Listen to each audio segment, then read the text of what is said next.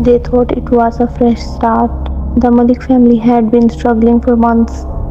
Financial troubles, arguments, stress piling up. When they found a large, affordable apartment in the city, it seemed too good to be true. Spacious, cheap rent, quiet neighborhood, no questions asked by the landlord. Mr. Malik, his wife Naila, and their two children, Hina and Sameer, moved in within days. But on their very first night, they noticed something odd. The walls seemed to breathe. Faint sound echoed through the apartment.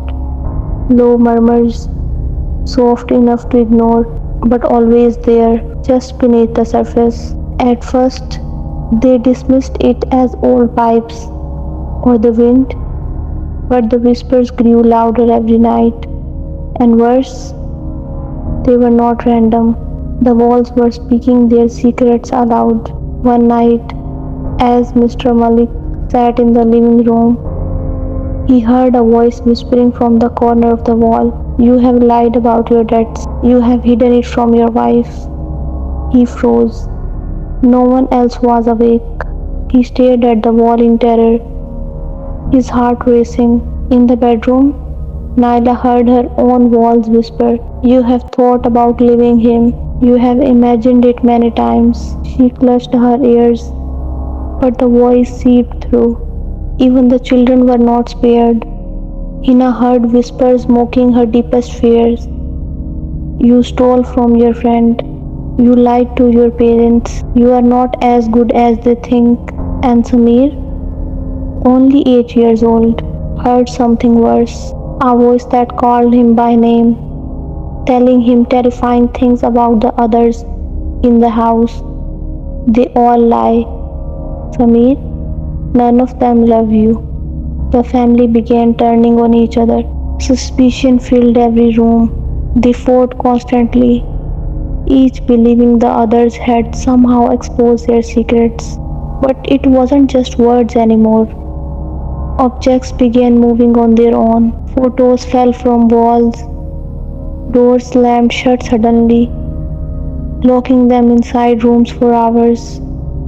Worst of all, the whispers grew bolder. Now speaking in the day too. Mr. Malik lost his job because he couldn't concentrate, hearing voices even in his office. Naila stopped leaving the apartment altogether, terrified of what people might know about her. Hina became withdrawn, barely eating or sleeping. Sameer started drawing strange symbols on the walls, claiming the house told him to. One night the whispers became screams, loud, deafening, chanting their darkest thoughts back to them.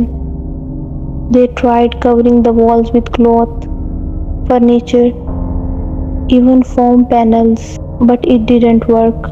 The voices seeped through everything. Desperate, they called in spiritual healers, but every person who entered the apartment either fled in fear or fell violently ill inside. One old healer managed to stay longer enough to tell them this. "This place is a trap.